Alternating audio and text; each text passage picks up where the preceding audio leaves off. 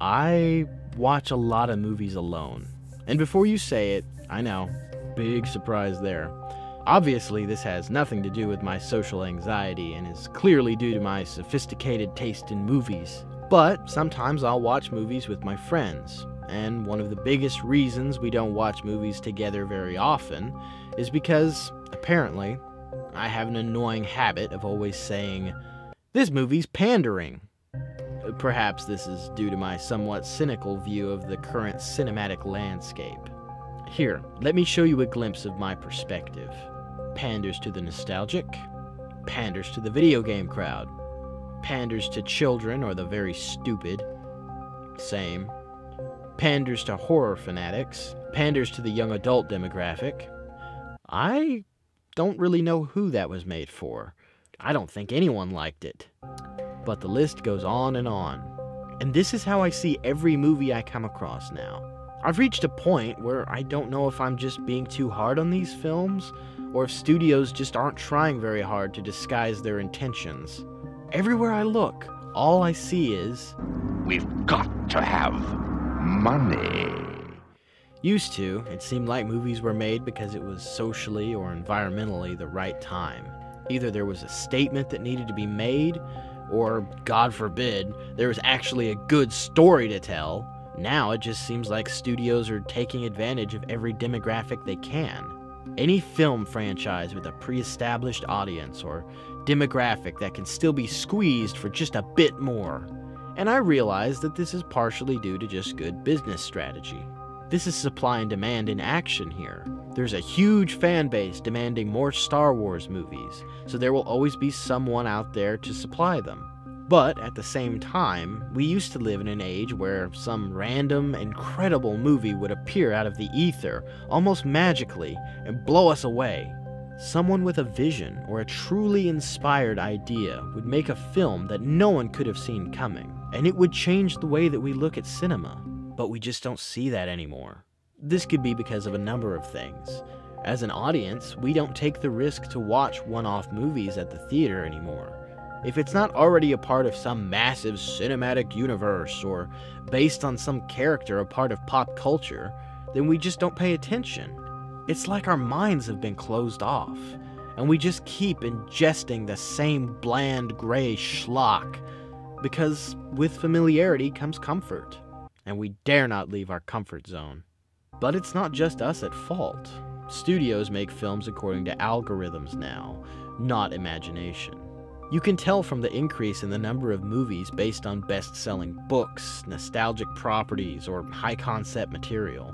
I remember reading somewhere that high-concept films always sell. If you can pitch an idea to someone in an elevator before it reaches their floor, you have a high-concept film and it will probably be successful. It's a concept that you can summarize in just 1 or 2 sentences. A huge shark terrorizes a group of people on a boat. A crazy scientist and his young assistant create a time machine out of a car and nearly erase themselves from existence. A man buys a strange pet for his son in a weird shop, only to find out it's a mystical creature that is technically impossible to take care of. I think about the elevator pitch scenario a lot, and in all honesty, I think saying that a high-concept movie will be successful is probably true. A decade ago, maybe. Certainly not now. These days, if your movie is not based on an existing property, or at least something similar to what is popular now, you have little hope of getting big studio help. Which is one reason that I love the indie scene so much. Often you see such creative ideas made on such a small budget by people who are so passionate about what they do. But ultimately, the big studios are the ones dominating the theaters. They control what you see and how you see it. Don't believe me? Riddle me this then, dear viewer.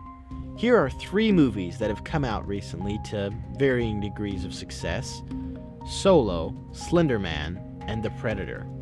What do they all have in common? Don't know? They were all butchered to death by their respective studios.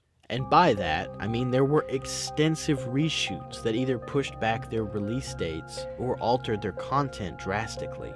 And, just go with me on this, why would they reshoot their movies so much? Because of two reasons, really. They're afraid of their audience, for starters, but more importantly, they are desperately trying to fit them into a safe, marketable mold. The Predator was reshot to be more nostalgic and to feature a prominent child protagonist. Remind you of anything? Slender Man was reshot and quietly distributed out of fear of public outcry, stemming mostly from the ritualistic Slender Man stabbing of 2014. And Solo, well, that one is obvious. You do not want to make a Star Wars fan angry. Or should I say, you don't want to make a bunch of Star Wars fans angry. They are an army at this point, and you must tread lightly. As a sci-fi fan who doesn't like Star Wars, I fear for my life on a daily basis.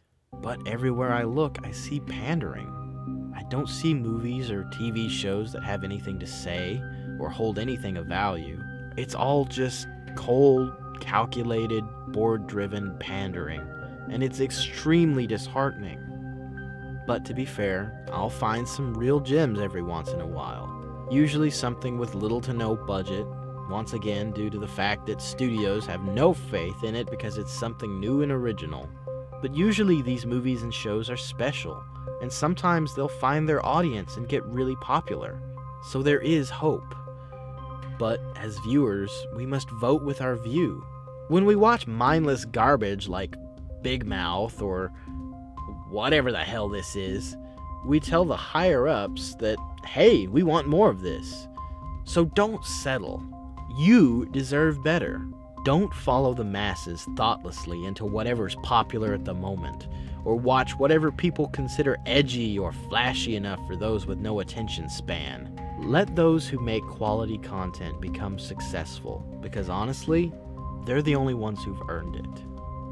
Alright, so thanks for watching. I know this one was a bit short. I apologize for that. I've started kind of running out of ideas for things to talk about, so I might switch over to reviewing movies for a while. You guys seem to like that. Anyway, be sure to like, subscribe, share, all that stuff. Cool. Thanks. Bye.